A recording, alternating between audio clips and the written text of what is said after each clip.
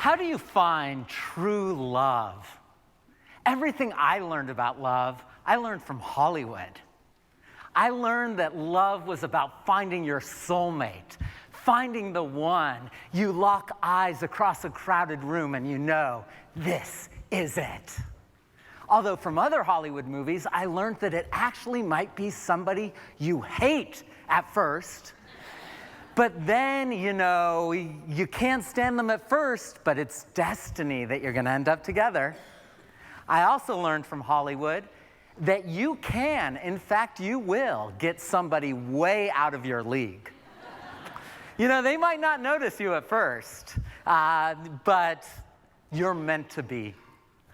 I learned that when I fall in love, it will be forever.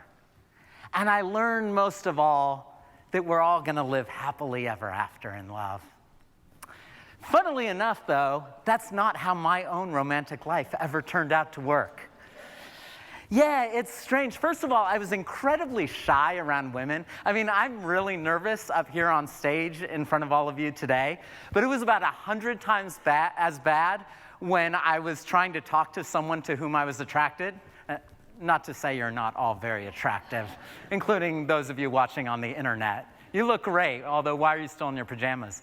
But no, I remember this one time I was studying abroad in Spain, and there was this woman that she was wonderful. Her name was Ana Rosa, and by any other name, she would have been as sweet. And I decided to ask her to a Miles Davis jazz concert, and much to my surprise, she said yes. So as we're on our way to the concert, I tell her that it's my birthday. And she was a bit surprised, and she didn't believe me at first, so I showed her my driver's license. So now we're watching Miles Davis. He was amazing. We're watching this, and so Miles Davis is over there. Ana Rosa is sitting next to me here, and I'm here. And she keeps watching Miles play, and then she'll turn to me and just go. And then she'll watch, and she keeps turning back and smiling. And I'm thinking to myself, wow, she really likes jazz.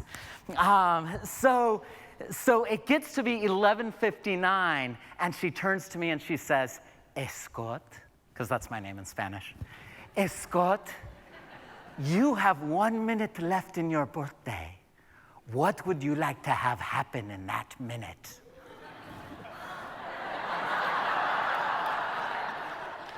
I was frozen in panic. I wanted to kiss her, but I thought maybe it was a trick question. 30 seconds. You know how some people, drivers on the road, they get to a yellow light and they speed up so they can get through it? I saw a green light and I hit the brakes. 10 seconds, Escot. If you could have anything you wish for on your birthday, what would it be? World peace? I could be a great candidate for Miss America. Suffice to say, Ana Rosa didn't talk to me the rest of the evening, and that was the end of that. And, you know, my romantic life didn't get much better after that. You know, one woman with whom I had a romance ended up going on to date the son of a U.S. Supreme Court justice. Another girlfriend of mine ended up moving on to dating and marrying an 8-time Olympic gold medalist. So I started thinking, maybe I should start advertising myself as a stepping stone. Hey, women, go out with me. You never know who you'll end up with. And, you know, it kind of rankled as well because I was like, you know, what does that Olympic guy have that I don't have besides fame, fortune, talent, good looks, and 8 gold medals? So, you know, it was really kind of hurt my feelings. But then I realized maybe I was thinking about love the wrong way. When I was in my early 20s, I had this teacher named Eknath Ishwaran, and he used to tell me this story. He said, think about Hollywood movies. Here's what a typical Hollywood movie is like. Somebody goes and they say, honey, I love you. Will you marry me? And he said, but really, it should be dubbed to show you what that person is really saying. What that person is really saying is, honey, I love me. will you marry me? Because that's the attitude that so many of us have about love. It's like, honey, you make me so happy. So will you spend the next 50 years of your life making me happy? But, that's not love, because what ends up happening is when all the things that you thought were so cute, like the way the other person eats corn on the cob, when that starts becoming really annoying, you say, the love has gone out of our relationship. Ellen DeGeneres has this great line when she was still doing stand-up comedy where she says, that habit of yours is getting on my nerves. Can you just stop that in and out, that breathing? Again, that's not love. That's a contract. It's you make me this happy, and I'll make you that same amount of happiness in return. It's an exchange of value. It's tit for tat. But the thing is that this kind of love, that kind of euphoric love, that when we fall into love, that doesn't last for 95% of couples. In fact, scientists have found that kind of euphoric head over heels love is similar, the brain chemistry is similar as to when you're actually high on cocaine. Not that I would know, I'm just saying what the scientists have told me, that the brain chemistry of falling in love is the same as your brain on cocaine. And of course, that high doesn't last, that high fades. And so the question is, what happens when that fades? I heard this story where a couple broke up, and one of them says to the other, but you said you'd love me forever. And the other one says, yeah, but forever changes. And I don't think that's real love. I want to know, what is real, lasting love that we can count on? So I want to tell you another story about that. I used to do work with gang members. I actually trained gang members in nonviolence. And so one of the things that I would do with the gang members is I'd ask them, what is love? And as an educator, there's no wrong answer. You want to encourage people to say whatever they want. So again, I repeated, what do you think is love? And one of the gang members says, sex. No wrong answers, so I write it on the board. Then I said, any other ideas? Somebody said, love is when you like somebody a whole lot. So I'm like, okay, and I write on the board, like to the 10th power. And then I'm like, is there anything else? And one of the gang members loved poetry, and he quoted this line by Robert Frost. He said, love is the irresistible desire to be irresistibly desired. It's like, ooh, that's nice. So then I said, well, now let's think about Martin Luther King Jr. He famously said, love your enemies, borrowing, of course, from the Sermon on the Mount. Now, think about Martin Luther King Jr.'s enemies, these people who bombed a church in Birmingham and killed 4 little girls. Do you think Martin Luther King Jr. liked those people a whole lot? The gang member said no. I said, do you think that Martin Luther King Jr. wanted to have sex with those guys who bombed the church? Like, no. And do you think he wanted to be irresistibly desired by those people who bombed the church? Again, no. So I said, what then did he mean? What is love? There was a long pause. I didn't forget my speech. There was a long pause. And I said, maybe it's like that song. You all know that song, I Got Sunshine on a Cloudy Day.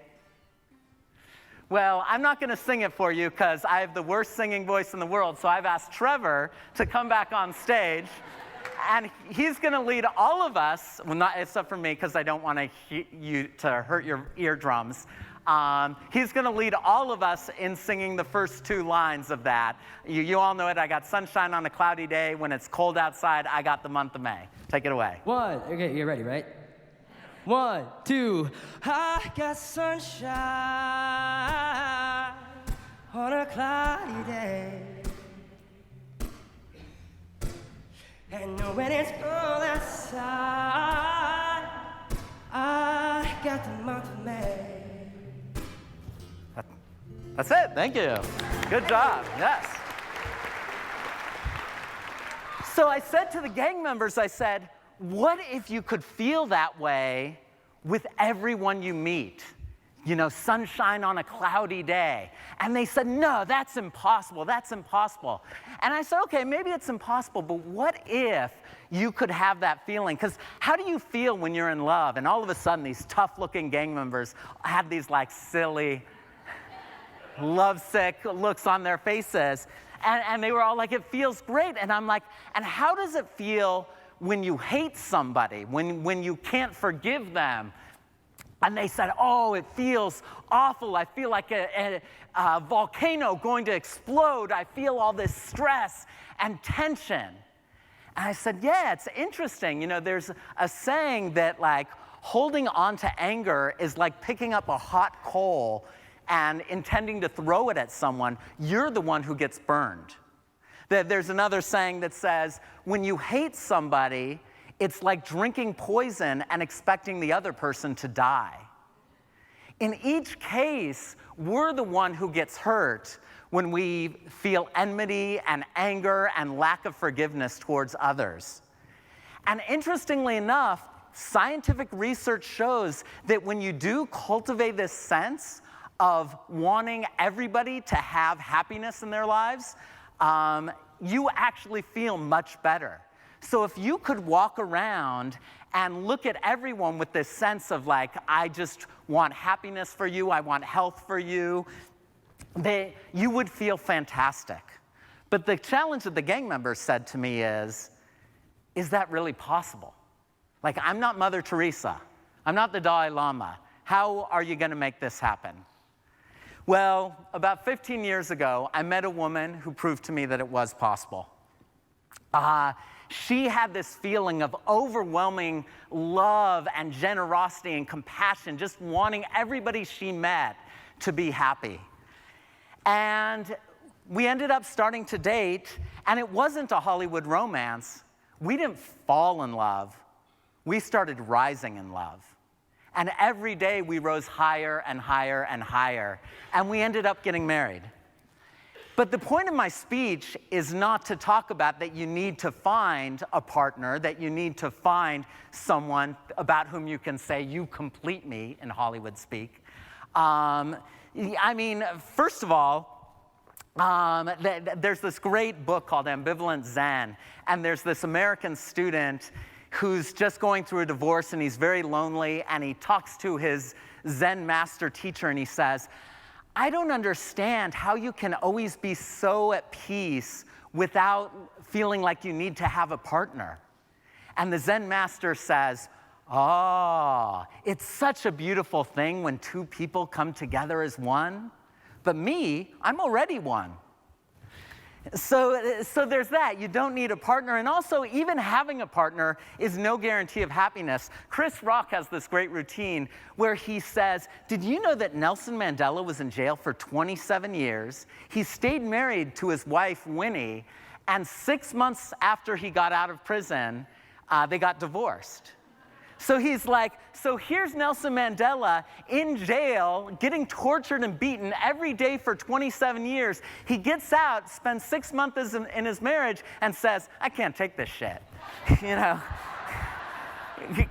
So again, my point is not to glorify the sunshine on a cloudy day, you know, Hollywood, heartbreak, roller coaster, romance, desire, destiny, magic, meant to be, bewitched, bothered, and bewildered, cocaine, soulmate, you complete me, you had me at hello, I'll have what she's having, fairy tale of love.